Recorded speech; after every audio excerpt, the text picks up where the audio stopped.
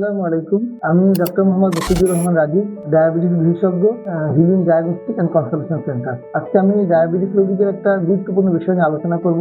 আমরা চেম্বারে যখন ডায়াবেটিস রোগীদের চিকিৎসার জন্য ইনসুলিন দিতে চাই বা দিয়ে থাকি, তখন রোগীদের একটা প্রশ্ন থাকে যে এই যে আমরা ইনসুলিন শুরু করছি, একবার ইনসুলিন দিলে কি সারা জীবন ইনসুলিন দিতে হবে? আমার আজকে আলোচনার বিষয়। আমরা এর আগে জানতে চাই ডায়াবেটিস কত ধরনের। ডায়াবেটিস সাধারণত দুই ধরনের হয়ে থাকে, টাইপ 1 এবং টাইপ 2। আমরা টাইপ 1 ডায়াবেটিস রোগীদের প্রথম থেকে ইনসুলিন শুরু করি এবং সেই ইনসুলিনটা তাকে সারা জীবন দিয়ে দিই, কারণ তার শরীরে ইনসুলিন তৈরি করার ক্ষমতা নেই। তো টাইপ 1 রোগীদের যেহেতু শরীরে ইনসুলিন তৈরি করার ক্ষমতা নেই বা বেটা সেল নেই, তো এই জন্য বাইরে থেকে ইনসুলিন দিতে হয়। এই রোগীর ক্ষেত্রে অবশ্যই একবার ইনসুলিন শুরু করলে বা ডায়াবেটিস চিকিৎসা শুরু করলে তাকে ইনসুলিন দিয়ে চিকিৎসা জীবন শেষ করতে হবে। এছাড়া আমার জানা দরকার আমরা কখন কখন ইনসুলিন দিয়ে থাকি। আমরা প্রেগনেন্সি পিরিয়ডে যখন কেউ কনসিভ করে বা ডায়াবেটিস রোগীরা যখন গর্ভধারণ করে অথবা গর্ভধারণ করার পরে যদি ডায়াবেটিসে আক্রান্ত হয়, তখন তাকে আমরা ইনসুলিনের চিকিৎসা করে থাকি। যখন ডায়াবেটিস রোগীরা গর্ভধারণ করে অথবা মায়েরা যখন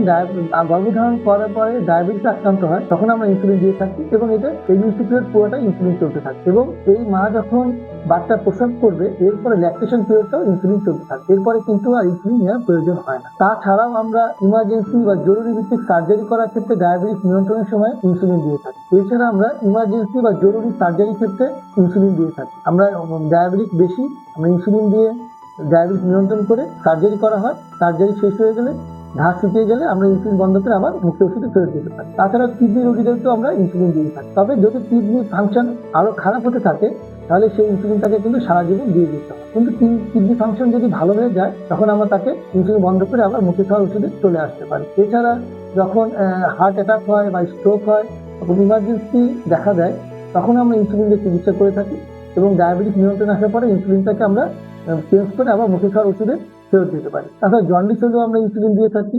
এছাড়াও যদি কেউ ডায়াবেটিস ওষুধ খাচ্ছে অনেকদিন যাবত, কিন্তু ডায়াবেটিস কন্ট্রোল হচ্ছে না বা আগে হতো এখন হচ্ছে না, তার মানে ওষুধ তার কাজ করছে না, বডি থেকে ইনসুলিন তৈরির ক্ষমতা আর নেই, তখন আমরা যদি ইনসুলিন দিয়ে থাকি, সেই ইনসুলিনটাকে তাকে সারা জীবন দিতে হয়। তাহলে আমরা যদি সংক্ষেপে শেষ বলতে চাই যে একবার ইনসুলিন দিলে সারা জীবন দিতে হয় কিনা, তাহলে বিশেষ কয়েকটা ক্ষেত্র ছাড়া ইনসুলিন একবার দিলে সারা জীবন দিতে হয়। তো টাইপ 1 রোগীদের একবার ইনসুলিন দিলে সারা জীবন দিতে হবে, বা কিডনি ফেলিয়ার রোগীদের কিডনি খারাপ হয়ে গেলে তাদেরকে ইনসুলিন দিলে সারা জীবন দিতে হবে, বা ড্রাগ ফেলিয়ার রোগী যাদের ওষুধ কাজ করছে না, তাদের ক্ষেত্রেও কিন্তু ইনসুলিন একবার দিলে সারা জীবন দিতে হবে।